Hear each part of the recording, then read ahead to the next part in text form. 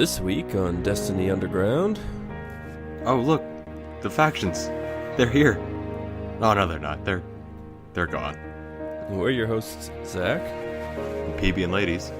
And we're going to have a few things to say about those faction rallies, but first we're going to jump into our Guardian updates. I'll go first. Apologize. I'm pretty sick from being around so many people recently.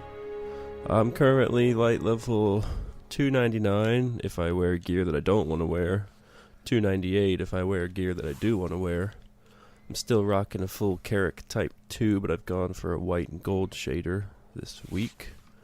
I'm currently using Meta multi-tool, even though we talked so much shit about it last time. Pairing that with an Uriel's Gift and a first in, last out, or first in, first out shotgun for Iron Banner, running Striker, of course. I don't have anything new to talk about other than I think I was wrong when I said Meta wasn't that big of a deal. Because it's really fucking good. Hands down, one of the best scout rifles I've used in the game so far. It's not even a question. They need to bring other scout rifles up, I think. Other than that, I'm pretty much the same Guardian. What about you? Yeah, let's talk about Meta for a second, because that gun is ridiculous. It is. I'm not gonna go with overpowered, but reworked, I think, needs to work on something. And I really don't think the gun is a problem, because it shoots it. The time to kill isn't terrible, but returning fire on a Meta is the harder part, and I think that comes into play with the high caliber rounds that you have on it, because it's harder to your reticle jumps more when you're getting shot by it. Yeah. So I think that is what pushes it over the edge of like really good to like great. So, and that's like high caliber rounds across the board. So that's what makes Uriel's Gift so good if you're using that on there, because that's the base perk on it. But yeah, I mean, the high caliber rounds is like a tier 1 perk on PvP guns right now. So I think it's not that Meta needs a rework. I think high caliber rounds needs a rework, and it's just very present in Meta because scout rifles are going to have more damage per round than other guns. So you're going to see the reticle jump more, and it's going to be harder to lay fire. So I don't think that Meta is the problem. I think that high caliber rounds is the problem. They need to rework the perk high caliber rounds. Yeah, definitely. I was using Meta, but I found myself using Uriel's Gift more. It was just easier and more fun to use for me. But Meta is definitely good. I just don't think it's like the best. Like, you can still beat a Meta. It just is going to require maybe more skill than it should, but I don't know. I like challenge. I mean, it's a good gun. It's like in the S tier. The fact that it makes you move faster is helpful, because you can get from point A to point B faster. It's going to move you. It's going to increase your side to side speed, which is going to increase strafing, which is going to make you harder to hit. On top of, if you're hitting consistently during firefights, you're also harder to hit because of high caliber rounds. It keeps the radar up. So it's got a lot of stuff that works really well with it together, making it like among the like 3 or 4 like S tier guns that are there, like that, Uriel's Gift. There's a couple other ones that are just up there. Vigilance Wing is another one that is that's pretty good. But yeah, first in last out is actually something that we both got pretty recently, and I've taken a liking to. It's the only shotgun that I've seen that it uses slugs instead of like a projectile buckshot. So that's really interesting. It makes it useful. Actually. Yeah, if you can lay down like the shots and hit them consistently, it has a longer range, and if you can like hit somebody in the head, like that actually does precision headshot damage, whereas shotguns in this game don't. So this is the only one that actually does precision headshot damage. So it's a really interesting gun. Like, you got to use it differently, but it's really cool. Apart from that, the Meta Mini Tool is the other one that I'm using, just because it pairs really well with multi-tool, and we're just coming off of getting a bit into Iron Banner. I'm currently, and I'm going to stick with this because I think we might talk about this for a little while, but I'm currently still running the Sentinel class. I think I've given up on trying to argue that the Sentinel class is better. But I think it works more for my play style to play it. But I do think that the Striker class for the Titan specifically is better, and it's kind of makes it. I think this is something that Destiny 2 suffers from on the large scale, because every class kind of has this issue where like every class has that one subclass that's really good, and the other two kind of just fall by the wayside. The Striker class being the Titan class, the Gunslinger class being the Hunter class, and then the Stormcaller class being the Warlock class. Like those all are just like the top tier, and then you can make an argument for like a second class. So like the Sentinel class is that Titan class, or like the Arc Staff class is that class in the Hunter, or the Voidwalker class is that class. But like there's just another one that's just terrible. So like Dawnblade never gets used. The Voidwalker for the Hunter never gets used. Sunbreaker for the Titan never gets used. That's the saddest part about that statement, is that you can argue between Striker and Sentinel for PvE, PvP, but the fact that Sunbreaker isn't even in the equation for the argument is just sad day. Yeah, and I mean, we're probably, it might be an issue. This is going to be a Destiny episode for reworks, but yeah, I think the subclasses need to be looked at, just to bring them up to par. Like some of the guns, like we're talking about with Meta, some of the guns need to be brought up to where like Meta is, or the classes need to be reworked. Some of the classes, subclasses need to be reworked. So like everything's viable and everything has a reason to be used. Because if it gets to the point where everybody just agrees that like this is the best thing, it creates a stale meta, and there's not like a back and forth. There's not a a fun community discussion there. Exactly. So, and I mean that I think part of it is because you are either stuck into like the code of the aggressor, or like the code of the protector for like the Striker or the Sentinel subclass, or for the Striker subclass it's the code of the Earthshaker or the code of the Juggernaut. You don't get to mix and match like you did in Destiny 1. They need to change the codes around. That's the biggest thing I think that makes the subclasses not as interesting as they were in the first game. They're not nearly as intuitive. You either have to play one way or you have to play the other way. Yeah. So, but yeah, I'm running the Sentinel class. For PvP, I do think personally it is a better class than the Striker, but it is very close. But for PvE, there's no question the Striker class is here. I'm still running Doomfang Pauldrons. I don't know if I was running that before. I think I might have had either the Lion Rampant or the Actium War Rig. Maybe even Hallow Fireheart. I had a couple different... I think you might have had Hallow Fireheart on, and that's when you were sad that Sunbreaker was not good. Yeah, I've been running through a couple different exotics, but I'm running the Doomfang Pauldrons because those give me an extra shield throw, and I'm running the Sentinel class that gives me an extra shield throw already, so I just like throw the shield a lot. That ends up being pretty good in PvP, but for PvE it just doesn't do the damage that you need it to. It's interesting. I'm gonna continue plugging away, trying to make this inferior subclass work for me. It might happen one day, man. Apart from that, I'm actually running all Phoenix Strife gear. I'm running a complete set?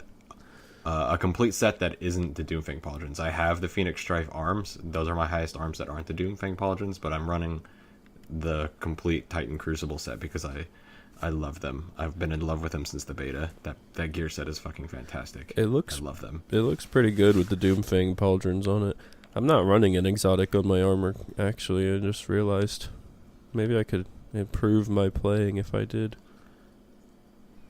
The Insurmountable Skull Fort is actually a good for Arc if you wanted to run that. Yeah. Like Mask of the Quiet One. Excuse me. I just like the look of a full uniform set of armor. I've always done it. What's your light level? Power level? My power light level is 296.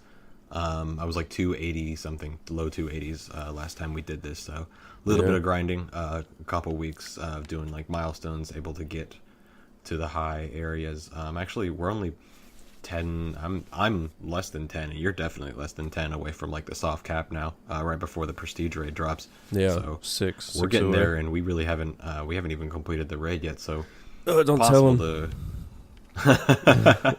it's possible to go through and beat basically move your guardian up without doing like the very top end, high end activities. So don't let that, if you're not able to do them, or for whatever reason you're not able to get a group together, if you don't have the time, don't let that dissuade you from playing the game. You can still incrementally get up there as long as you put in the time and put in the work.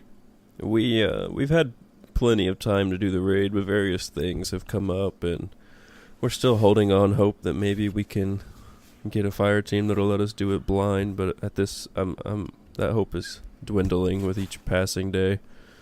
We're going to give it a try this week, I think. Yeah, I think we're gonna try and launch it and see if we can't get that clear, so we have a little bit to go into next week. On my Guardian update, I think I was running because you switched back from your Dead Orbit subclass or your Dead Orbit clan, your emblem. Yes. But I still have my Future War Cult emblem up there, so I think that's good enough time to talk about the factions and the faction rally, or lack thereof. The faction. Yeah, the faction thing that happened, and it did, and then it didn't. Like, that's the best way to put it.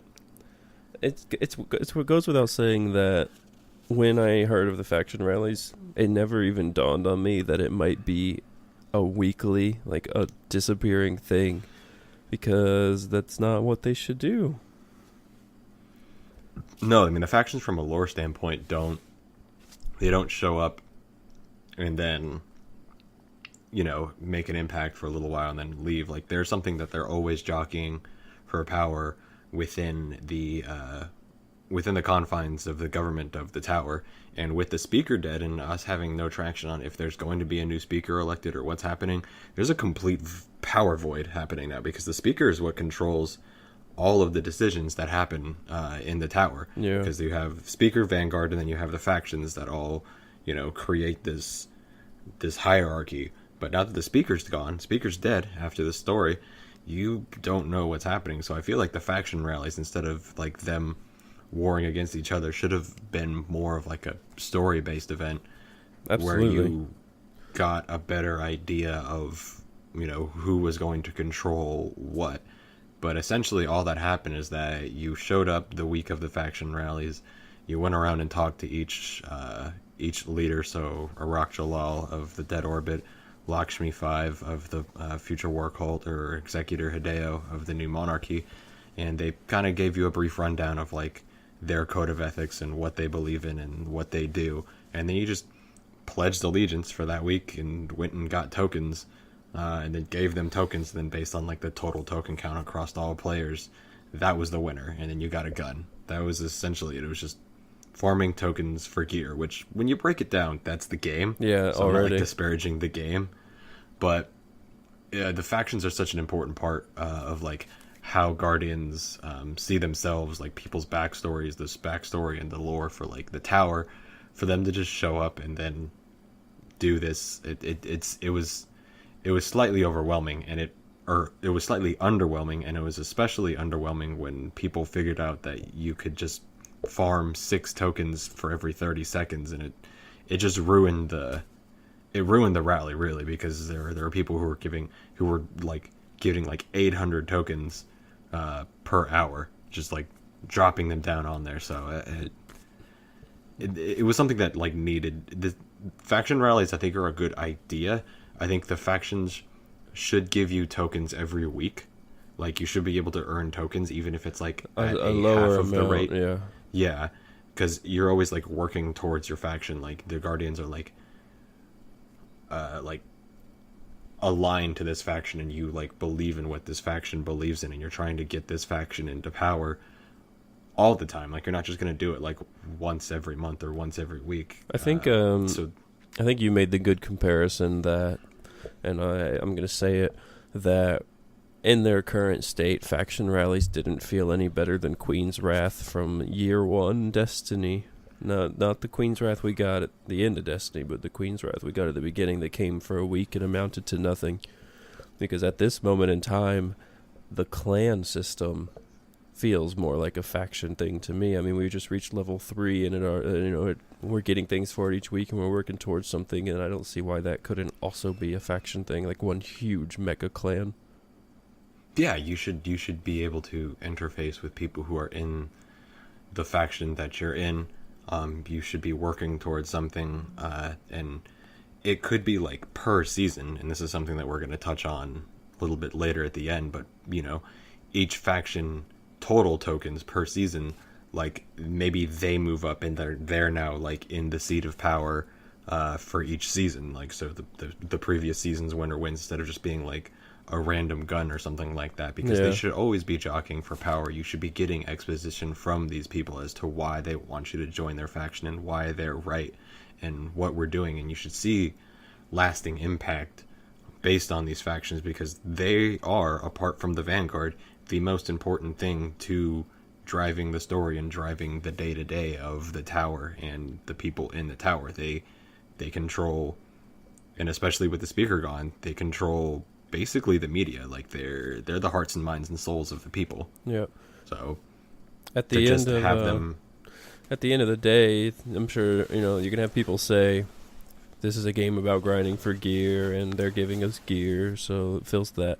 But the fact that they added a lore tab to the weapons and a lore tab to the armor, and then you have Cade's stash, which has lore in it, they're putting the lore a lot more in your face, and this just the fact that it feels like a break of the lore so soon, it's got me kind of worried about where this game is actually going, because the universe is what I'm here for more than anything in Destiny. I mean, it's a fantastic shooter and the gear is nice, but I've been enthralled by the universe since the E3 2013 trailer, and if they're going to keep fucking it up like this, I'm not so sure what it's going to look like at the end.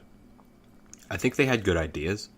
The 1 week thing is good. I think that once a month they should have a quote-unquote faction rally or a faction war or something like that, and that thing gains power for like that amount of time. But to take the factions out of play completely is wrong. I think the factions should always be in play. You should always be gaining power towards them, and they should be doing stuff, and like maybe you get like an extra story mission or an extra like adventure or a couple side quests per week based on your factions, so you can feel like you're doing something towards, like maybe if you're in Dead Orbit, like you're going out and like finding ship parts, or like helping a Rock Jalal like get like black boxes or telecommunications arrays for the ships, because they want to build a fleet to go find a new home. That'd be perfect. Like if you're stuff like that should be something that they should be working on. And even if like those quests are only during that week, that should be what you're doing, and then include the quote unquote faction rally like part of the game, the part that we only saw for a week,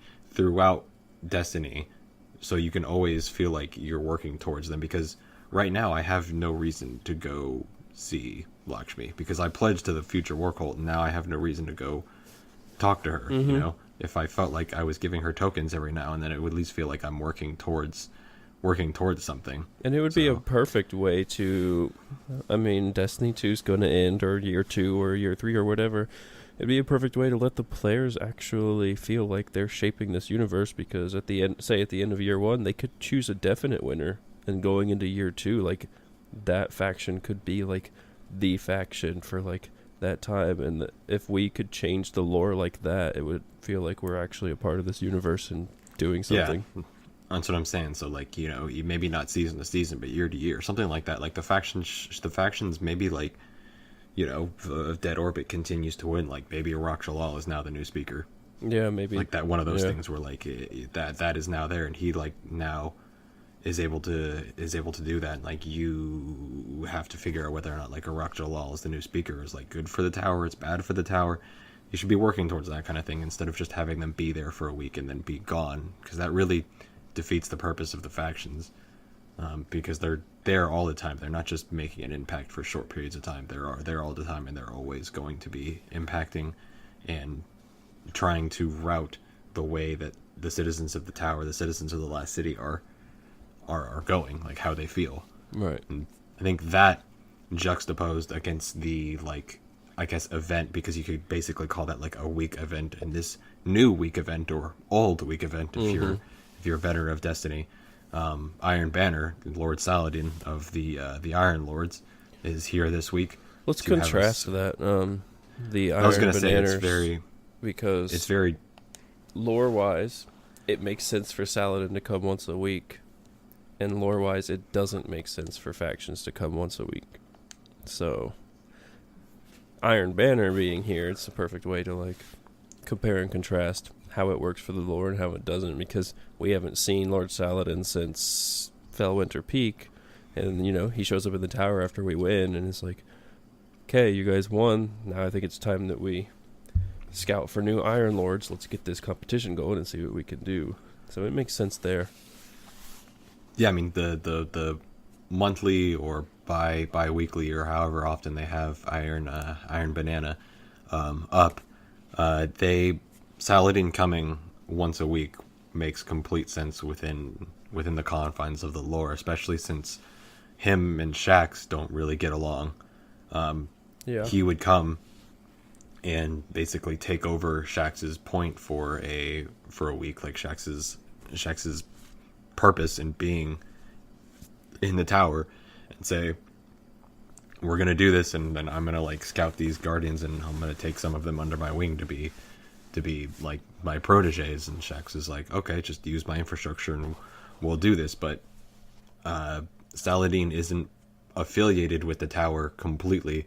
He's an Iron Lord, and he holds vigil at Fellwinter Peak. So he comes down every once in a while to do this, to try and like train guardians, especially after, you know, we lost so many after the attack in the tower. It'd be even more important for him to try and make sure that we are, you know, properly combat trained. So him coming down every once in a while just to check on progress, and then, you know, check on some of the people that he does have close relationships in the tower, would make complete sense, as opposed to the factions being present once a week. It just doesn't make any sense, even though from a gameplay perspective they work basically the same. You play in whatever playlist or I don't know, like event they want you to play, you get tokens, you get gear. Yeah. But it works so much better because it doesn't feel like it's just like thrown in. Like Saladin comes, it's special, and then he leaves. Yeah. Whereas like the factions come, they're always there. Arak is literally always there. Lakshmi is always there. Doing nothing. Yeah, they're on the map even.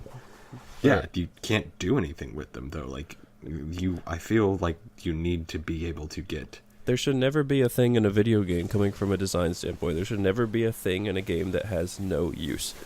Like, there's no point for it. It's like creating an empty world. It's like how San Andreas had nothing but a big empty desert with nothing to do in it just to make the map bigger. You shouldn't. If it doesn't have a point, it shouldn't be there. Yeah, and I mean, I think that basically both of us want more from. Both of us want more from these factions. Yeah, I guess like Iron Banner is awesome. We competed in it a little bit. That's kind of where our experience with we did with pretty Meta good actually came from.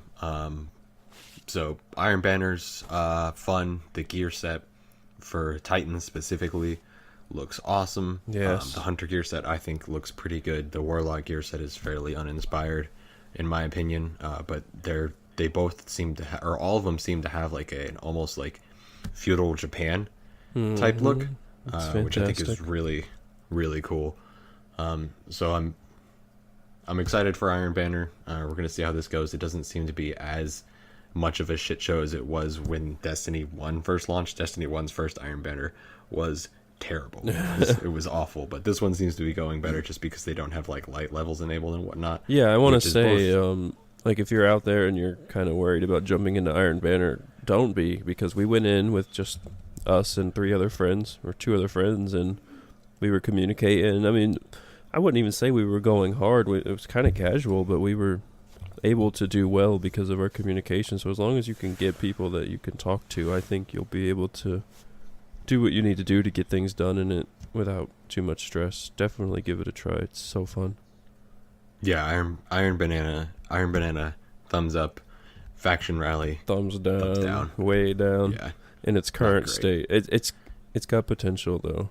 There's definite potential. I can see what they're trying to do, but I do think they need to rework it. They need to expand what the factions do, and really take a look at what they want to do. Because, like you said, they've been pushing more of the lore perspective. Like, there's a whole story and a whole backstory to everything, and to have them just kind of not be there seems it makes them unimportant, and making something as important as the factions and their leaders unimportant really takes away from the universe and the world that you've been building. Yeah. The factions definitely seem like an afterthought. They weren't mentioned in the story at all. No NPCs have mentioned them. I mean, some of the like side characters would be like a Rock Jalal message for whatever, but other than that, it's almost like they're not in there. But I don't want to make this just me saying the same thing over and over and over again. Let's talk about the weekly update a little bit before we get off. Yeah, kind of gave you a teaser here, talking about seasons as we were talking about factions, saying how like seasons should be affected, but it's something that we're gonna know about. It's one thing that I keyed in on during this week's weekly Bungie update. They're gonna have actually like a panel, or it's like a Twitch stream presentation on the 20th of October at 4:30 p.m. Pacific, talking about seasons, what they are, what we can expect, when this season will end, what's going to change season to season. So I mean, we may be getting some of these answers, or maybe getting some of the stuff that we were talking about changing over. So like, maybe the winner of this faction rally, if season 2 is going to start like soon, maybe that's going to affect something later. But yeah, I mean, you're definitely going to have one thing we know that's going to change from season to season is like clan rewards. So you get a special clan stave if you've gotten to the max clan level. So that's definitely something that's going to change. But I don't know what to expect season to season, other than like PvP rankings and stuff like that being reworked and redone, and people being sorted, I guess, for lack of a better word. But that's one thing that I saw, because that was something that was never included in Destiny 1, like the quote unquote like seasons moniker. Yeah, it was just usually years. Yeah, years or DLCs. Yeah, I'm excited to get our clan stave for the season. Like you have said a couple times, everything in this game should be a status symbol, and I can't think of a better status symbol than having like the season 1, year 1 Destiny 2 clan stave for your clan. We're halfway there, so if you guys want that clan stave, you know the clan to join. We're gonna get it. I don't know what it's gonna do, but we're gonna get it. We're gonna do it, and it's gonna look awesome. It better. Yeah, Iron Banner's here. I would go check it out.